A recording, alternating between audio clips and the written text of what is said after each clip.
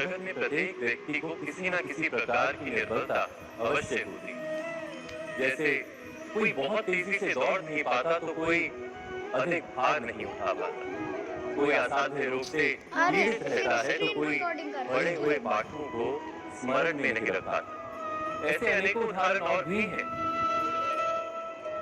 क्या आप किसी ऐसे व्यक्ति को जानते हैं जिसे सब कुछ प्राप्त हो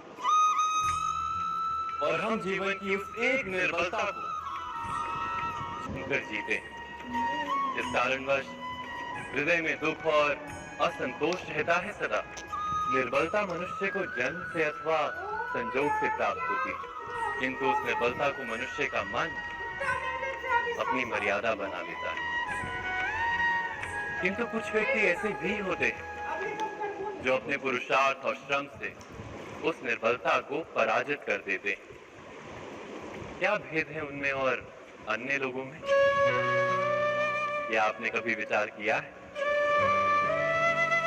सरल सा उत्तर है इसका। जो व्यक्ति निर्बलता से पराजित नहीं होता, जो पुरुषार्थ करने का साहस रखता है हृदय में, वो निर्बलता को पार कर जाता है। अर्थात निर्बलता अवश्य ईश्वर देता है, किंतु मर्यादा मनुष्य का मन ही निर्मित करता है। स्वयं विचार कीजिए।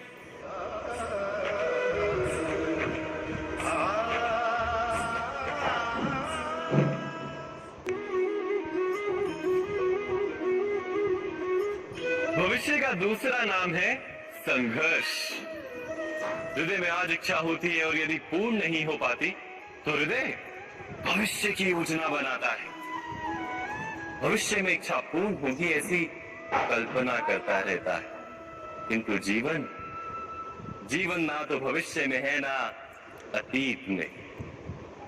जीवन तो इस क्षण का नाम, अर्थात इस क्षण का अनुभव ही जीवन का अनुभव।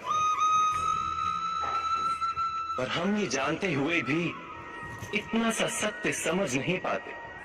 या तो हम बीते हुए समय के स्मरणों को घेर कर बैठे रहते, या फिर आने वाले समय के लिए हम योजनाएं बनाते रहते हैं और जीवन जीवन बीत जाता है। एक सत्य यदि हम हृदय में उतार लें कि ना हम भविष्य देख सकते हैं, ना ही भविष्य निर्मित कर सकते हैं, हम तो केवल धैर्य और साहस के साथ भविष्य को आलिंगन दे सकते हैं, स्वागत कर सकते हैं भविष्य का। जीवन से नहीं भर जाएगा।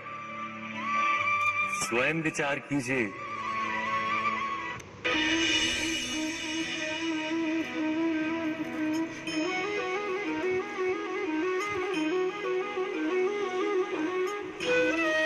ज्ञान प्राप्ति सदा ही समर्पण से होती है, ये हम सब जानते हैं। किंतु समर्पण का वास्तविक महत्व क्या है? क्या हमने कभी विचार किया? मनुष्य का मन सदा ही ज्ञान प्राप्ति में विभिन्न बाधाओं को उत्पन्न करता है। कभी किसी अन्य विद्यार्थी से ईर्ष्या हो जाती है, कभी पढ़ाए हुए पाठों पर संदेह जन्मता है और कभी गुरु द्वारा दिया गया दंड मन को अहंकार से भर देता है। नहीं, क्या ऐसा नहीं होता? नहीं कर पाते। मन की योग्य स्थिति केवल समर्पण से निर्मित होती है। समर्पण मनुष्य के अहंकार का नाश करता है। ईर्ष्या, महत्वाकांक्षा आदि भावनाओं को दूर कर हृदय को शांत करता है और मन को एकाग्र करता है। वास्तव में ईश्वर की सृष्टि में ना ज्ञान की मर्यादा है, ना ज्ञानियों की। गुरु दत्तात्रेय ने तो गाय और श्वान से भी ज्ञान प्राप्त कर लिया था। अर्थात विषय ब्रह्म ज्ञान का हो या जीवन के ज्ञान का या गुरुकुल में प्राप्त होने वाले ज्ञान का, उसकी प्राप्ति के लिए गुरु से अधिक महत्व है उस गुरु के प्रति हमारा समर्पण। क्या ये सत्य नहीं?